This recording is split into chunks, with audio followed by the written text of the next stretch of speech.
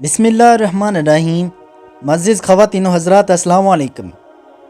حضرت شیخ فرید الدین عطار ابتدا میں ایک بڑے دواخانہ کے مالک تھے۔ ایک روز اپنے کاروبار میں مصروف تھے کہ اچانک ایک فقیر نے آ کر صدا لگائی، اور جب دیکھا کہ کچھ اثر نہیں ہوتا تو بولے، ایسے دندے میں لگے ہوئے ہیں تو جان کیسے دو گے؟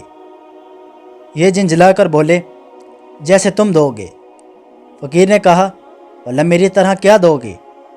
یہ کہا، سر کے نیچے کشکول رکھ کر لیٹ گیا، زبان سے لا الہ الا اللہ کہا، روح پرواز کر گئی۔ شیخ قلب پر اس کا ایسا اثر ہوا کہ کھڑے کھڑے دواخانہ لٹا دیا اور اسی وقت درویشی اختیار کر لی۔